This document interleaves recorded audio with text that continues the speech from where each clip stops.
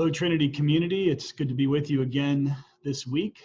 It's Friday about 3 o'clock, coming to you from my office as usual, and share some good news and some other updates on things that I'm sure that you will be interested in. And let's start by saying that in this week's Trinity Weekly, you'll see the names of the senior boys and girls who have been chosen for the homecoming court for October 23rd. There'll be a little recognition for them here at school on October 23rd. And of course, our regular homecoming dance and festivities have been pushed out till the spring, but we want you to take a look at that list of those 10 kids, and certainly we congratulate them on their selection. A note about the coming week: Wednesday, the 14th, is the testing day. And that is for grades 9, 10, and 11. Seniors are not in that day. And the dismissal is an early dismissal, so you make sure you want to look at the calendar for that. I think it's 11:45, correct? Yeah.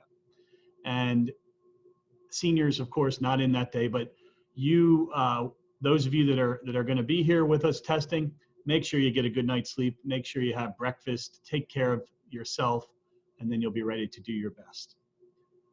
A really good piece of news for us that we received recently. Some of you may have seen it or put it together, but many of us probably need an update. And that is that Father Saad will remain with us for the whole school year as our chaplain. And this is the third year in a row that he's been with us. And we all know what a blessing he is. And it's just a terrific announcement that I'm able to make today, is that we'll have Father Saad with us. So that is a great thing. Golf and tennis teams, as I record this, I do not know the results of their mid-pens or their postseason that is beginning. And so I can't share that with you, but we certainly are pulling for them today, and we hope that they find success and have their personal best. So God bless you for competing here in those tournaments.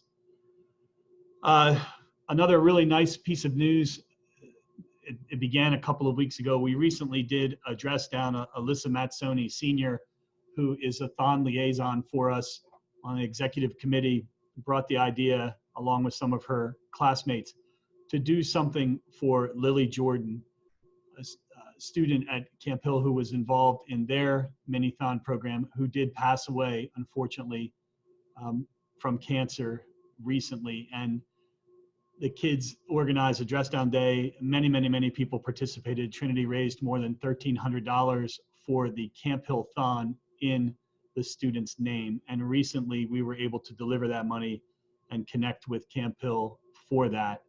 And so Alyssa and your team and all of our kids here at Trinity, that's precisely the kind of thing that we are most proud of, that you do, that you bring to the school's attention. And just a wonderful thing that you did, and God bless you.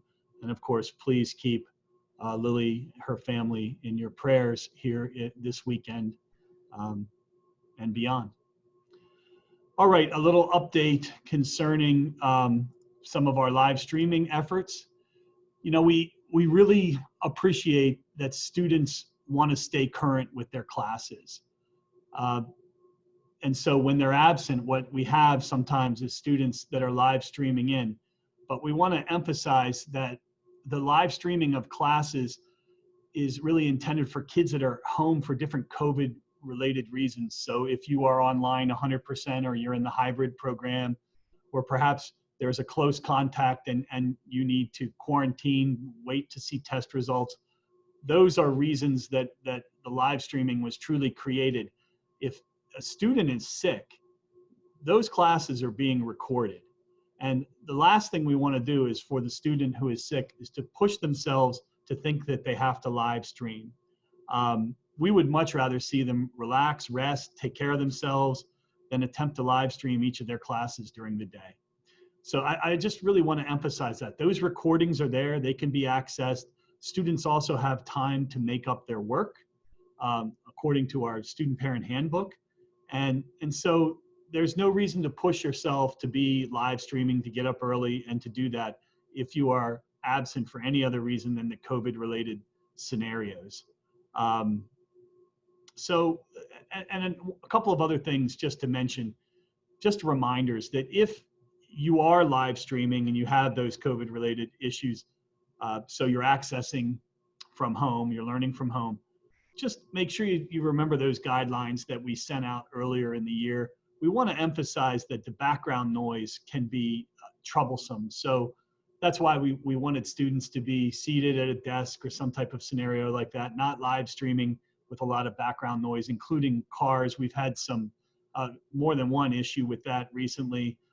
It impacts, if it can be heard in the classroom, it does impact what's going on in the room as well, and it causes undue stress at the time.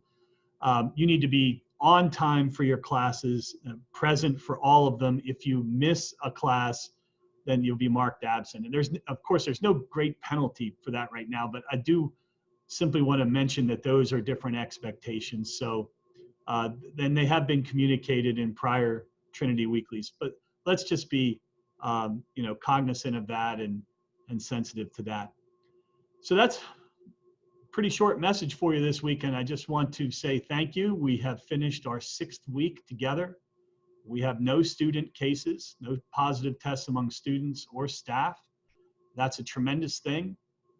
You have a nice long weekend, recover from some of that COVID fatigue, come back ready to learn. We have testing day, and we're moving into the heart of the fall. And it's an exciting time. It's a beautiful time. Today's a beautiful day, and I hope you have a chance to enjoy it in the rest of the weekend. And God bless all of you. Thank you so much.